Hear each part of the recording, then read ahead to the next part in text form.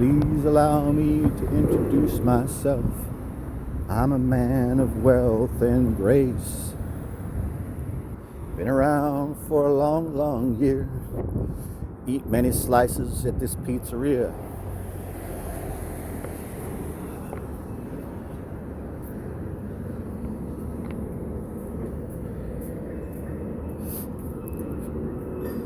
Won't you guess my name? What's troubling you is the nature of my game.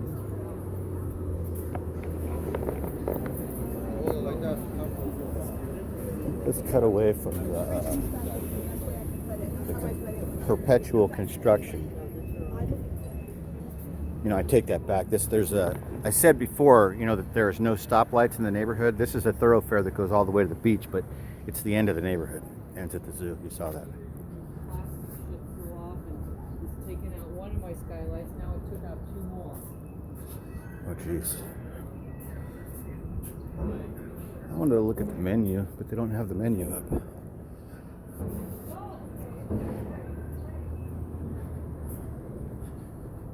This is the Irish Cultural Center. Anybody who has anything to say about the diversity of my neighborhood should bite their tongue, because the Chinese even accept the Irish. Right? Can you believe it?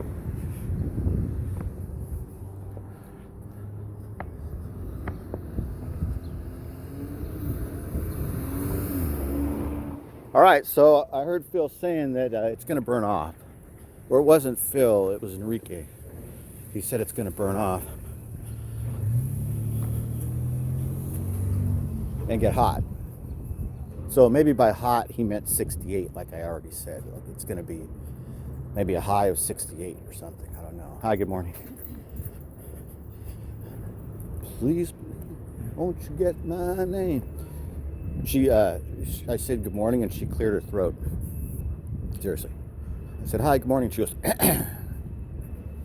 want to try this one? Please believe me. Won't you get my name? What's troubling you is the nature of my game. Yeah, I didn't want to try that one. I don't want to try any of them, really. I used to have this friend. He passed away. That's why he's not my friend anymore. He's still my friend, but he's dead. But my dead friend, he's kind of funny. Anyway, he was funny. So he was a long-time San Francisco dweller, but he didn't live in this neighborhood. He lived in a really bad neighborhood. Famously bad neighborhood called the Tenderloin. But towards the end of his life, they moved him.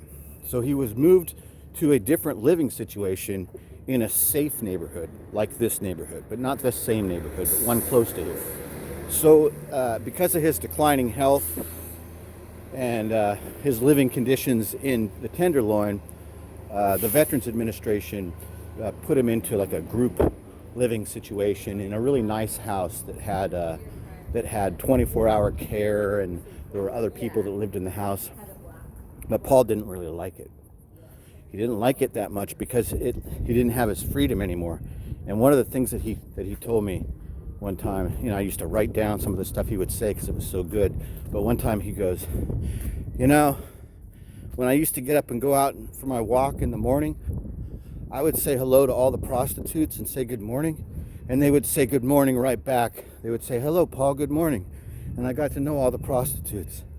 But now, when I go on my morning walk, and I see these people on the street, and he would say the Chinese people. So I see them on the street, and I say hello and good morning. He goes, most of them look the other way and look down, and they act like they're scared of me. That's what he said. So Paul preferred the prostitutes in the Tenderloin socially than the Asian people in his neighborhood that wouldn't say good morning back to him. But I would differ with Paul in that belief. I'm fine with people that don't say good morning back to me, and I'd prefer not to have morning conversations with prostitutes outside of my apartment and get to know them and have them know me on a first name basis. But different strokes. R.I.P. Paul.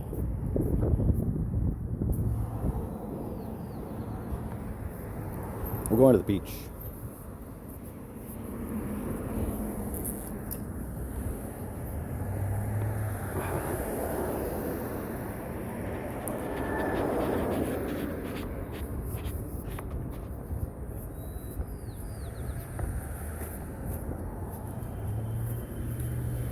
Make a wish.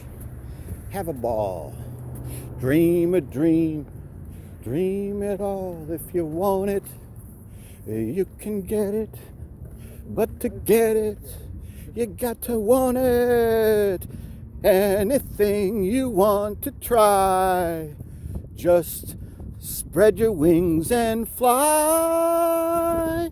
Holy, is that it? Did I just recall the entire Make-A-Wish song off the top of my head? I think I did. I might have been wrong in the last lyric, but that was it. Oh, I gotta go again.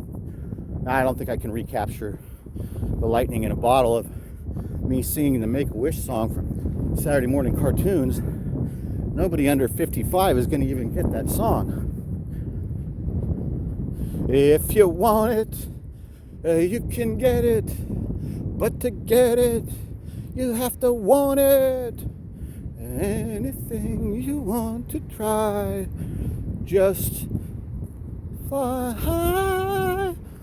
I don't know that lyric right there.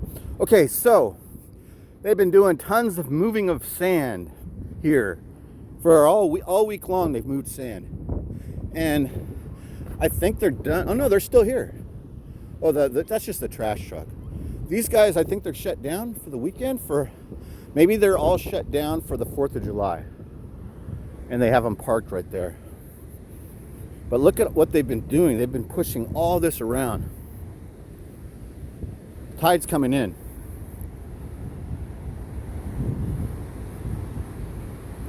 Wow, it looks beautiful. You guys want to come look at this?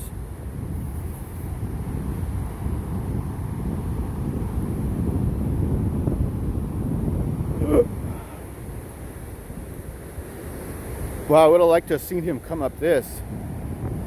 Look at the tracks. Wow, that would have been fun.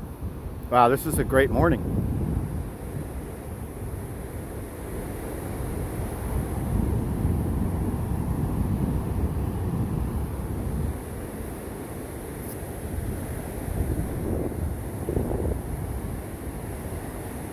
Sorry about the piss poor camera work. I don't know what the audio's been like. Well, how are we going to get down? You guys want to creep down this way? I say we do it. Let's go. Let's go right here.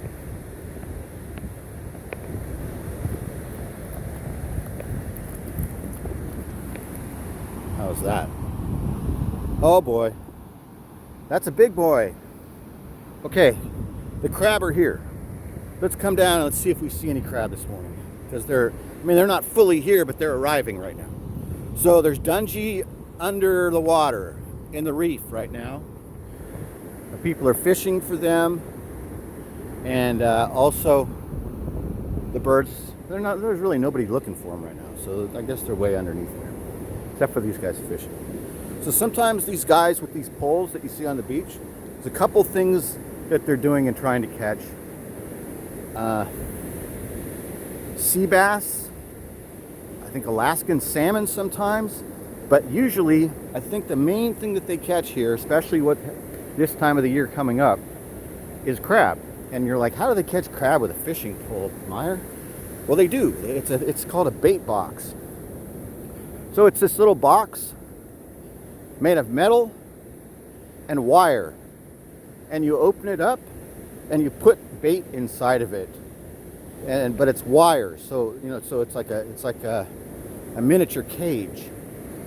So that's closed up with pieces of chicken usually inside is what they like to eat. So there's raw chicken livers inside of a metal cage, little one. It's small, like 6 inches by 6 inches square and maybe 3 inches deep.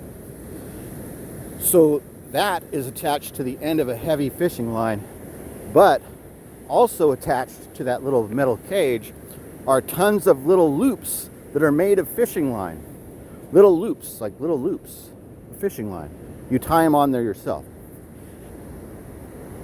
So what happens is you cast that out, it goes to the bottom of the reef right out here, and it sinks because it's made of metal and has all that bait inside of it. And you just wait for it to start getting moved and pulled around and yanked on the pole, because there's a crab under there that's trying to eat the bait that's inside the box, or he is eating the bait in the box, but chances are, in order to do that, he's getting entangled by those little loops of fishing line.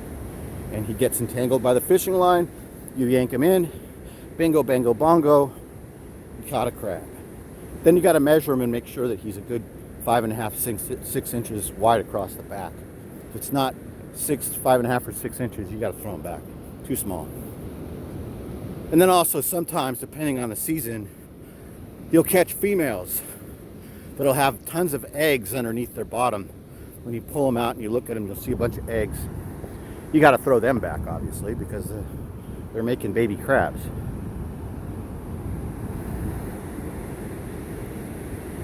There you go. I just taught everybody how to go crab fishing at Ocean Beach in California. That's it. I just explained it to you. That's all you have to do. And then you got to get a license. You have to have a fishing license to fish from the beach. But you don't have to have a fishing license to fish from rocks or piers. It's like a law here. So you can fish for crabs off of piers without a license here in California, the northern coast. I don't know what it's like down there. Maybe it's different, but here. So that's how we always crab fish, off of docks and piers. And I have my favorite ones, or actually my favorite one, that I raised my kids crab fishing and going to. We used to crab fish every weekend at the best secret crab fishing pier in all of San Francisco, Princeton Harbor. I just busted the entire secret out. Now it's public knowledge. If you're here in San Francisco and you want to go crab fishing, you got to go to Princeton. Princeton, just like Princeton University. But there's no university there. Just a tiny little surfing town with nothing but a giant 50-foot wave that comes every winter. But other than that, Princeton is just nothing. Little harbor, tiny little harbor north of Half Moon Bay.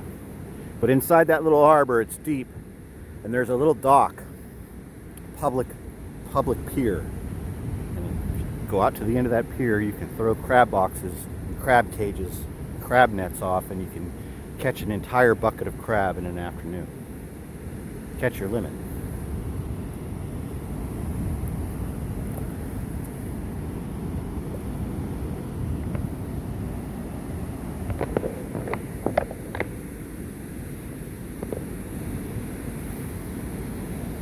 Make a wish. How does it go? It goes, make a wish. Dream a dream. No. Make a wish. Have a ball. Dream a dream. See it all if you want it. Is that it? No, this guy. Oh, you know what? Hold on.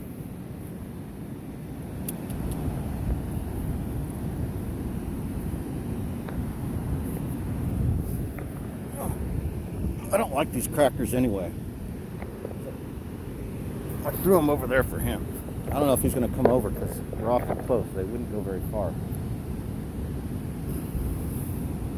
But he might.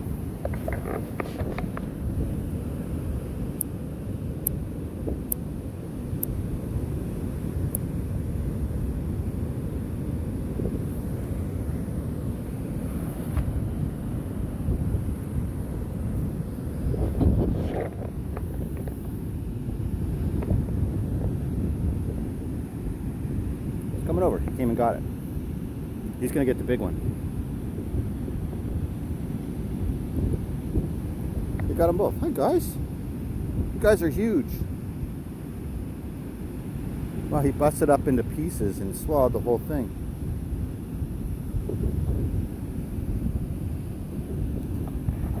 Hold on, you guys. I got another one. Wait a second.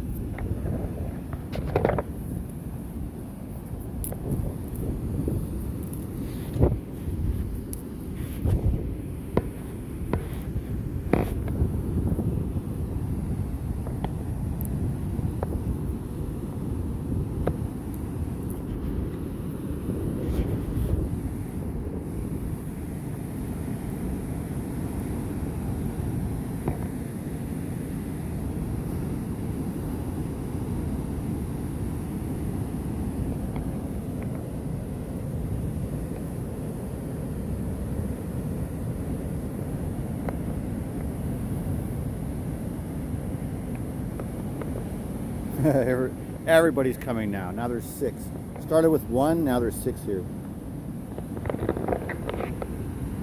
That was totally everything, you guys. I don't have any more. I know you're standing here waiting and looking. They're all standing and looking in the same direction. It's kind of scary. It's kind of creepy, like the birds, which was actually filmed very close to where we're sitting right now. Who is in the birds? Is that Piper Laurie?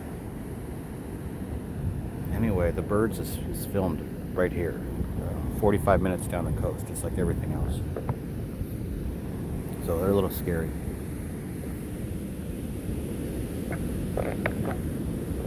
They're all around me at this point. They're creeping up on me from behind. They have me completely surrounded. See this? Just from two crackers. I really don't have anything else, you guys. That's all I had. I got nothing more.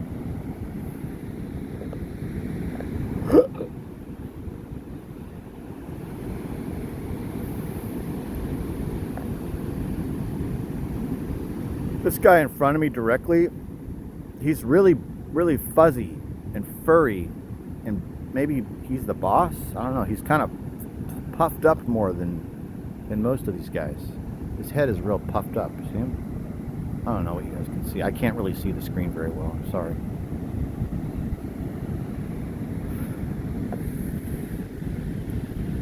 All these birds are paid actors. Everything's scripted.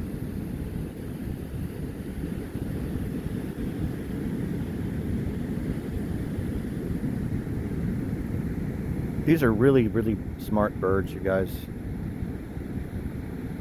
He's very close to me, like 5 feet away. He's directly in front of me.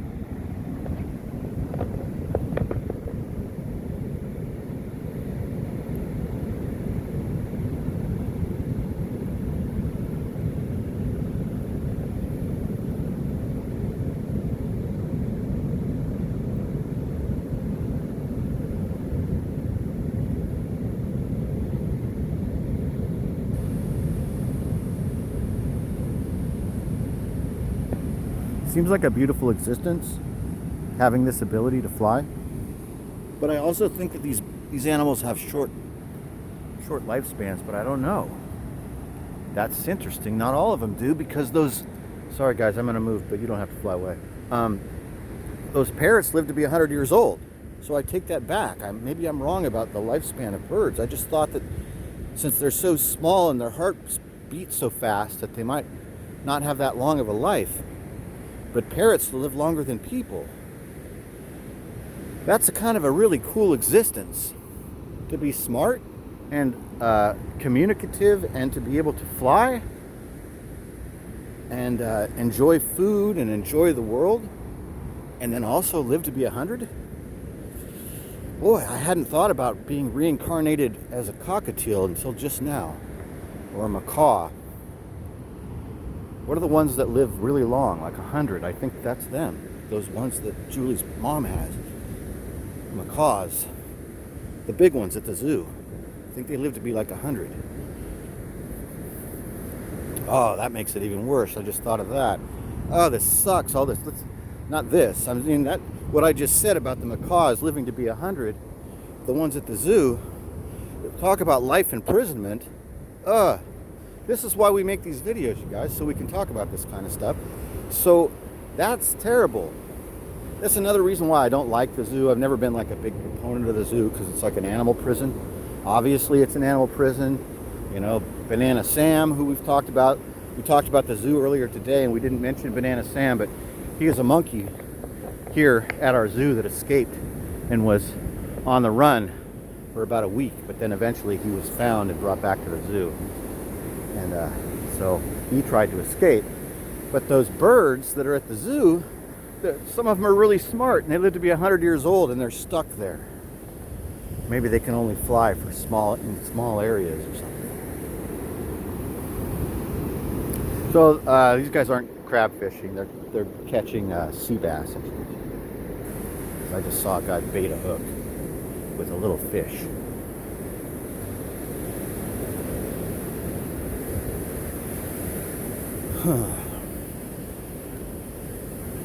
I think we're just going to walk down the beach just to avoid the construction. I don't feel like going through I don't feel like walking through all of that crap when we can just go down here and head up 2 Street. So we'll just where it's easy and comfortable, and you guys can look at the water.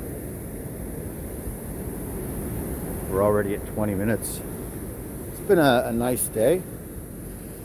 You know, if you skip the last video, just watch this one. It seems like everything's fine. I didn't say anything bad. Nothing happened.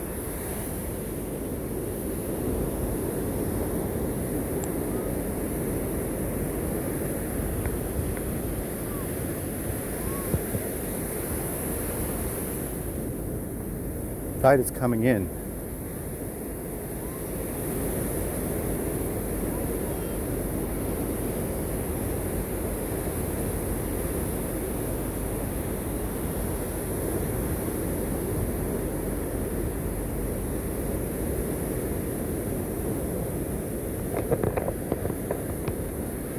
Super foggy, no visibility this morning. Can't really see anything beyond a couple hundred yards in any direction.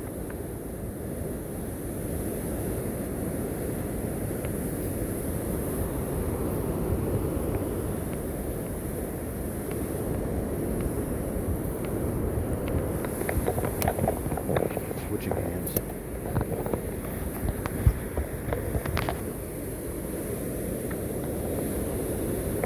Make a wish. Dream a dream. Have a ball.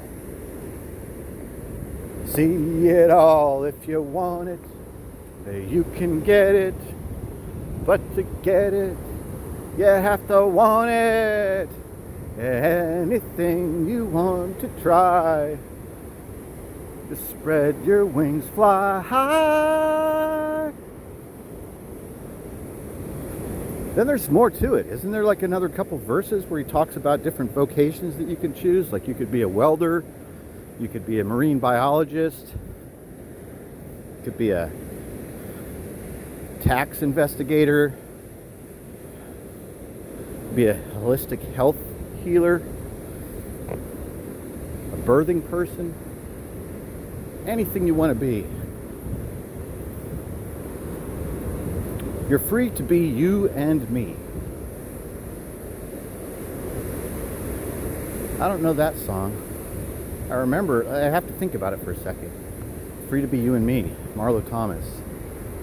I had the record album. I saw the show when I was about 6. It was about social justice in 1970. Free to be you and me. That's not it. Free to be you and me. This poor jellyfish, he's dead. Jelly Death. That's kind of a cool name for a surfer punk band. Jelly Death? Not really. It seems lame. This whole thing is kind of lame. This whole project. Big accomplishment this morning. UPS store. Returned a box of erroneously mailed action figures.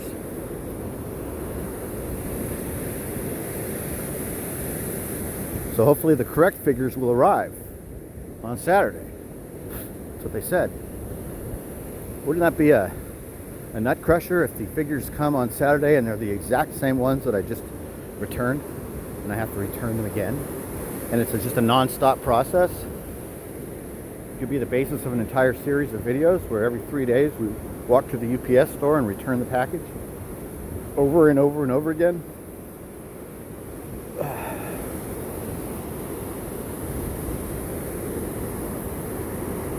Make a wish. Dream a dream. Have a ball. See it all if you want it. You can get it. But to get it, you have to want it. Anything you want to try.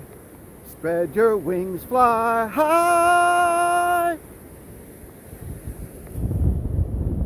He lost his arms.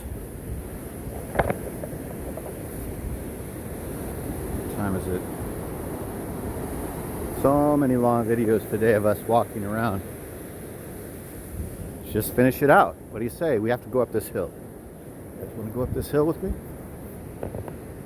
It's a dune of sand. Not really a hill. It's just a pile of sand with plants on top of it. Plants with no root base. A root base of about 10 inches or 8 inches under the sand. Otherwise, it's just a big pile of sand. Look what happens when you dig into it. There's nothing but sand. So we're going to walk over this giant pile of sand to get back up into the neighborhood. This should be inspiring for some of you at home. Oh, I fell. I was going to try and balance. Unable to sustain my balance. Switch hands.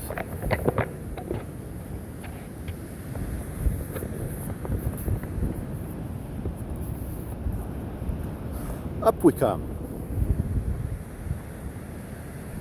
It's one of my spots. Looks like somebody's got a little pad laid out there. I wouldn't get close to it until that's gone or until somebody burns it in place, but that's where I do like to sit sometimes, but other people like to sit there, so there might be bed bugs. Let's not go there. Little mattress. Okay, it is warming up. I've kind of broke a sweat, and I'm going to take off my beanie. Kind of getting sunburned, or I mean getting hot. All right. Yes. Okay, here we go.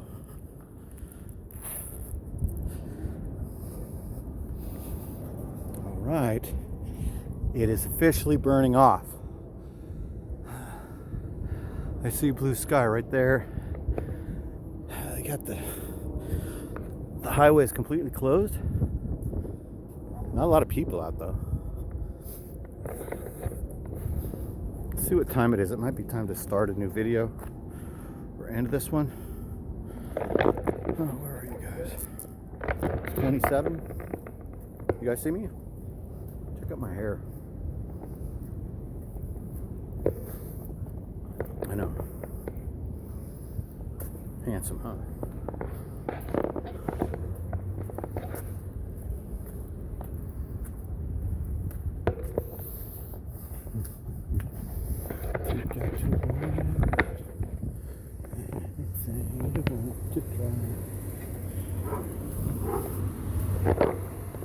Oh, this guy's awesome.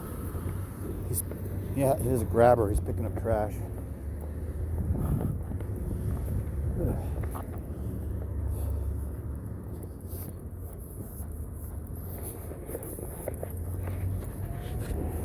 Just a guy, just one of my neighbors walking around with he's got a grabber and he's just picking up trash.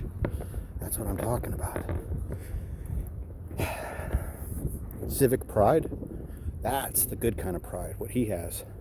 Proud of his neighborhood. Proud of the street in front of his place. See, he picks up the trash.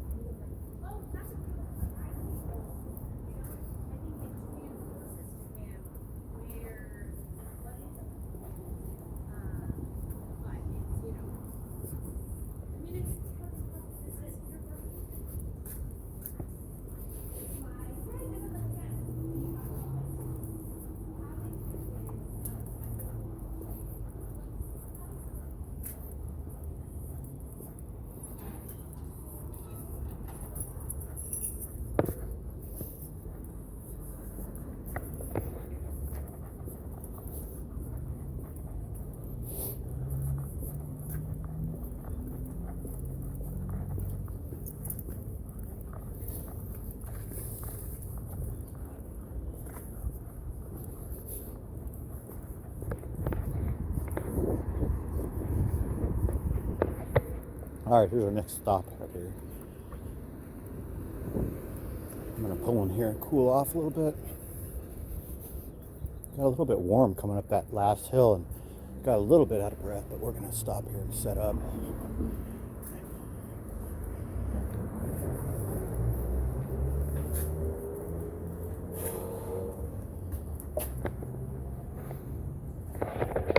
Oh. And thanks for watching.